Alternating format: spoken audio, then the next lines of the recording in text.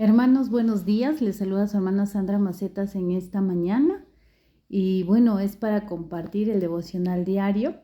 Estamos en el libro de Números, en el capítulo 29. ¿Ya? La hermana anterior estuvo hablando acerca de las ofrendas especiales, ¿no? Que el Señor pedía por cada actividad, por cada fecha conmemorativa, ¿no? Por cada fiesta. Y ahora en lo que toca en el capítulo 29 es acerca de las ofrendas al Señor en las 3 fiestas solemnes del séptimo mes. En estas fiestas solemnes tenemos lo que es el Festival de las Trompetas, las ofrendas para el Día del Perdón o la Expiación y las ofrendas para el Festival de las Enramadas. Ya, entonces vamos a empezar hablar de esto, ¿ya? Dios dispuso ciertamente leyes, estatutos, ceremonias, ofrendas y fiestas, ¿no es cierto? Con el objetivo de que podamos honrar al Señor y podamos conmemorar, ¿no? Recordar las fechas importantes y los momentos importantes del pueblo de Israel en su caminar hacia su libertad, hacia llegar al lugar, a la tierra prometida para servir al Señor. ¿Ya? El objetivo, como les decía, es recordar, puntualizar y entender, ¿no? Ahora vamos a ver lo que es la fiesta de las trompetas. En el versículo 1 dice: cada año, el primer día del mes señalado al principio del otoño, es decir, que esta fiesta de las trompetas se celebraba el primer día del mes y estaríamos hablando del mes de septiembre. ¿Ya? Entonces dice, al principio del otoño celebren el festival de las trompetas. Convoquen un día oficial para una asamblea santa y no hagan ningún trabajo habitual. ¿Ya? Se llamaba fiesta de las trompetas porque esta empezaba con el toque de las trompetas. Esta era una santa convocatoria, ¿no? Y estaba relacionada con el inicio de un nuevo año. Debemos recordar que el calendario que hoy manejamos no es el mismo que se manejaba antes, ¿no? Y este primer día de este mes simbolizaba el inicio de un nuevo año, un año nuevo. Entonces, las ofrendas casi eran el doble de las ofrendas que se ofrecían mensualmente, ¿ya? Luego viene el Día del Perdón, ¿no? Las ofrendas para el Día del Perdón o el Día de la Expiación.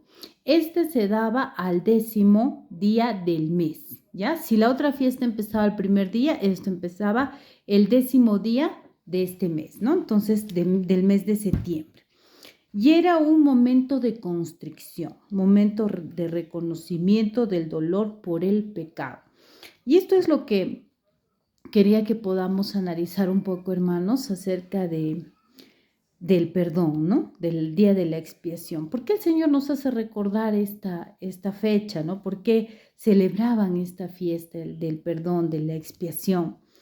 Porque dice, era un momento de constricción, un momento de reconocimiento del dolor por el pecado. Y eso es lo que quería comentar porque creo que es importante, y es que nosotros pensamos, y siempre lo decimos, siempre lo comentamos aquí, decimos que es importante que nos podamos arrepentir si le hemos fallado al Señor, que lo podemos hacer siempre, que no somos perfectos, ¿no? Y que siempre hay una razón por la cual pedirle al Señor perdón, ya sea por lo que hemos hecho, ya sea por lo que hemos pensado, hemos sentido, la actitud que hemos tenido o la reacción que hemos tenido a cierta situación. Tenemos que pedirle perdón al Señor y el Señor dice en su palabra que nos perdona y nos limpia de toda maldad. Lo dice su palabra, es su promesa. Pero hermanos, qué importante es que realmente haya arrepentimiento en nuestro corazón. Hoy en día, la gente sabe, es muy diferente, hermanos, saber que lo que estás haciendo está mal. ¿Ya? Porque tú puedes saber que está mal, sabes que no le agrada a Dios, sabes que es desagradable para mucha gente, sabes que le está haciendo daño a otros, sabes que te hace daño a ti. Y tú sabes que está mal, porque tienes una formación, porque tienes moral, porque eres consciente de lo que es bueno y lo que es malo. Pero realmente, ¿te dueles de tu pecado? ¿Realmente te duele el haberlo hecho? ¿Realmente sabes la magnitud de lo que has hecho? ¿Realmente te sientes avergonzado y dolido por lo que has hecho? ¿Realmente tú sabes y eres consciente que lo que estás haciendo está mal y te hace daño a ti y le hace daño al resto? Aborrecemos, porque el Señor quiere que nosotros lleguemos, hermanos, no solamente a decir, bueno, sí es un pecado, sino que aborrezcamos el pecado, hermanos. Que ese pecado sea aborrecible para nosotros. Que lo que antes hacíamos, no solamente digamos, no, no lo voy a hacer porque no le agrada a Dios, sino porque me desagrada, me asquea incluso llegar al punto de que eso sea totalmente repulsivo y desagradable para nosotros, el pecado, hermanos. Y que lo podamos ver como Dios lo ve, con ese rechazo. Y eso, a veces eso no se da. Entonces, la pregunta es, ¿realmente nos estamos arrepintiendo? ¿Realmente estamos siendo perdonados por Dios? ¿Realmente estamos predicando y hablando de algo que realmente estamos haciendo? ¿Nos hemos arrepentido en realidad? Porque el más claro ejemplo de arrepentimiento, hermanos, de algo es no volverlo a hacer. Y si nosotros lo estamos haciendo, entonces, ¿de qué arrepentimiento estamos hablando? Y no podemos decir y excusarnos en la palabra y decir, no, el Señor dice que 70 veces cae el justo y 70 veces lo levanta, y por eso vamos a hacerlo siempre. Por eso vamos a hacerlo, vamos a pedir perdón al Señor, luego vamos a hacerlo y luego vamos a pedir perdón al Señor como si esto fuera un juego, hermanos. Así es. ¿Podremos tomarle el pelo a Dios acaso? ¿Podremos jugar con Dios? ¿No? ¿Qué pasa cuando alguien, por ejemplo, engaña a una persona, le engaña a su pareja, ¿no? Y le engaña y le dice, perdón, perdón, ya, no va a volver a suceder. Y luego le vuelve a engañar. Y luego otra vez le dice, perdón, perdón, ahora sí, ya, no vuelve a suceder. Y luego le vuelve a engañar. ¿Qué estaríamos diciendo? Que le está tomando el pelo, que arrepentido no está, que está engañando, ¿no es cierto? Entonces, nosotros tenemos que tener en cuenta eso, hermanos. Claro que Dios nos perdona, pero nos perdona cuando nos hemos arrepentido de corazón, y el arrepentimiento de corazón viene con un cambio de conducta, de actitud, de pensamiento, no vuelves a caer en lo mismo. Entonces necesitamos entender eso, hermanos.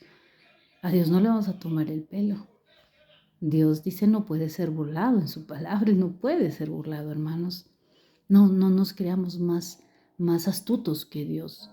Entendamos que nos tenemos que arrepentir, que está mal de repente lo que estamos haciendo y tenemos que cambiar nuestra manera de vivir y de pensar, dejar ese hombre antiguo, ese viejo hombre de nuestra naturaleza carnal para empezar a vivir una vida diferente. Por eso es que el Señor hace que conmemoremos estas fiestas. Porque, y entendamos, y de repente hacía que conmemoren esta fiesta y hablemos siempre del perdón, porque no hay perdón sin arrepentimiento, hermanos. No hay perdón sin arrepentimiento. Y el arrepentimiento trae consigo frutos. Entonces tenemos que tener en cuenta eso, hermanos. La persona dice se presentaba como pecador, confesaba sus pecados y se arrepentía y ofrecía, dice, ofrendas para el perdón, ¿no es cierto? Y porque este perdón provee paz, libra de culpa a la persona, ¿no? Y ellos ofrecían ofrendas de perdón. Entonces, bien, qué importante es, hermanos, entender eso. Por favor, entendamos eso, ¿no? Entonces hay que tomar las cosas de Dios y lo que Dios nos enseña, pues en serio, ¿no? En serio, con el respeto, la reverencia y el temor necesario. Luego está el festival de las enramadas, o lo que también le llaman tabernáculos, ¿no? Que era el 15º día del mes de septiembre. O sea, la primera fiesta era el primer día, la segunda era el 10º día y esto era ya la quincena, ¿ya?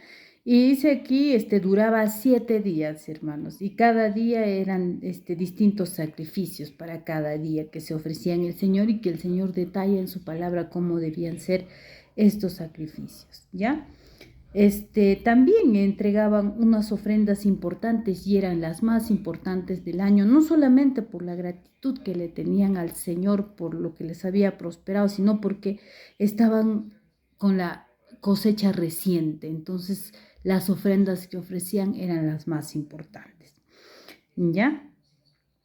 Entonces, eso era, ¿no? Y era de las enramadas porque recordaba el tiempo que habían pasado en el desierto y que nada perduraba, hermanos, ¿no? Que todo es pasajero en este mundo, que los tiempos cambian, que son situaciones temporales, ¿no?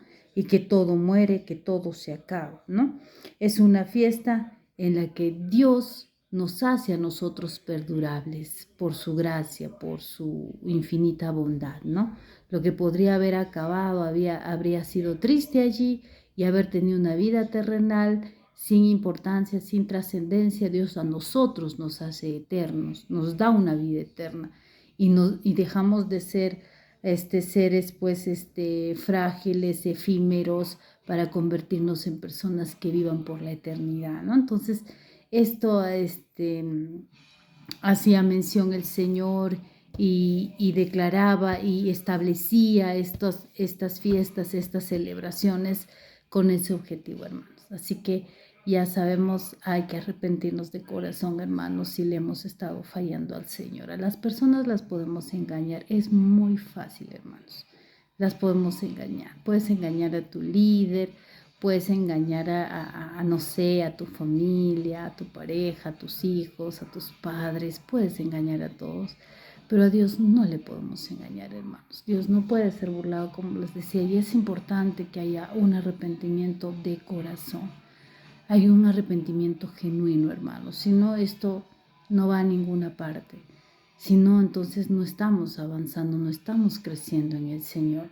No podemos convertir nuestra vida en una vida religiosa, nada más donde vamos a la iglesia, donde tratamos de cumplir, dizque con el Señor, pero no estamos creciendo como cristianos, como sus hijos, dejando nuestra antigua naturaleza para tener una naturaleza diferente, para actuar diferente, para reaccionar diferente, para ser un ejemplo para nuestras familias, hermanos. ¿Cómo podemos enseñarles a nuestros hijos algo si nosotros mismos no lo estamos haciendo?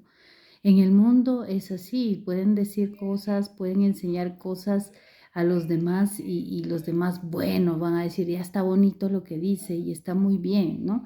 Y no tiene que necesariamente ser un ejemplo, pero en el caminar cristiano, hermanos, nosotros tenemos que ser ese ejemplo, tenemos que predicar con el ejemplo, tenemos que hablar con el ejemplo, tenemos que ser coherentes entre lo que decimos y hacemos. Tenemos que luchar cada día y si fallamos, levantarnos, pero avanzar, hermano. No podemos estar allí en lo mismo, regresando otra vez, pasando lo mismo y sin avanzar. Nosotros tenemos que avanzar en el caminar que tenemos como cristianos, ¿ya? Entonces, muchísimas gracias, hermanos, por su atención. Que este día tengan victoria, hermanos. Recuerden que como hijos de Dios estamos destinados a cosas grandes. Así que muy buenos días y que el Señor los bendiga y gracias por este tiempo.